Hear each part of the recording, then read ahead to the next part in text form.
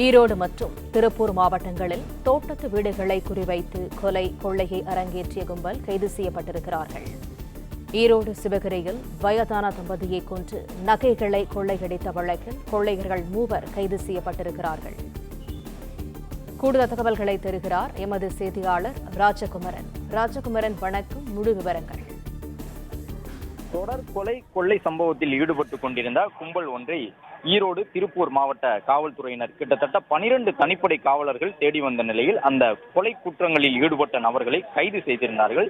நேற்றைய தினம் தமிழக அளவிலே அந்த சம்பவத்திற்கு காவல்துறை மேற்கொண்டிருந்த அந்த நடவடிக்கைக்கு பலரும் பாராட்டுகளை தெரிவித்திருந்தனர். இந்த நிலையில்தான் ஈரோடு மற்றும் திருப்பூர் மாவட்டங்களில் தோட்டத்து வீடுகளை, அதிலும் குறிப்பாக வயது முதிர்ந்த தம்பதிகள் தனியாக வசித்தால் அவர்களை கண்காணித்து, குறிப்பாக அந்த வீடுகளில் தேங்காய் உரிப்பது போன்ற பணிகளுக்காக செல்வது போன்று, தோட்ட வேலை பார்ப்பது போன்று ஊடுருவி சென்று வயதான தம்பதிகள் தனியாக இருக்கும் பொழுது அவர்களை கொலை செய்து கழுத்தில் இருக்கக்கூடிய நகை, வீட்டின் பீரோவில் இருக்கக்கூடிய நகை உள்ளிட்டவற்றை எல்லாம் கொள்ளையடிக்கக்கூடிய ஒரு கும்பலை காவல்துறையினர் நேற்றைய தினம் அதிரடியாக கைது செய்திருந்தார்கள்.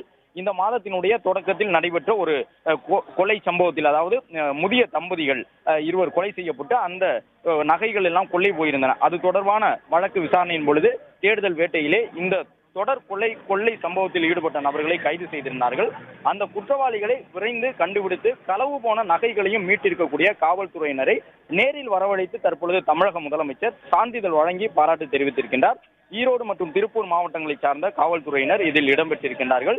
அந்த கொள்ளையர்களை விரைவாக கைது செய்ததன் மூலமாகவும், அந்த நகைகளை மீட்டெடுத்திருப்பதன் மூலமாகவும், குறிப்பாக அந்த கொள்ளையர்கள் எவ்வாறு நூதன முறையில் கொள்ளையில் ஈடுபட்டார்கள், வீடுகளில் இருக்கக்கூடிய முதியவர்களை குறிவைத்து அவர்களுடைய வீட்டு தோட்டங்களிலே வேலை செய்வது போன்று சென்று அதன் பிறகு அவர்களுடைய பிள்ளைகள் யாரும் இல்லாத நேரத்திலே அந்த முதியவர்களை கொலை செய்து தங்க நகை உள்ளிட்டவற்றையெல்லாம் அவர்கள் கொள்ளையடித்து வந்த நிலையில் மிகவும் நுட்பமாக செயல்பட்டு கிட்டத்தட்ட 12 தனிப்படை காவலர்கள் ஈரோடு திருப்பூர் மாவட்டங்களில் தொடர்ச்சியான அந்த கொள்ளை சம்பவத்தில் ஈடுபட்ட கொலை கும்பலை கைது செய்திருக்கின்றார்கள். அவர்களை முதலமைச்சர் தற்பொழுது நேரில் வரவழைத்து பாராட்டி வருகின்றார்.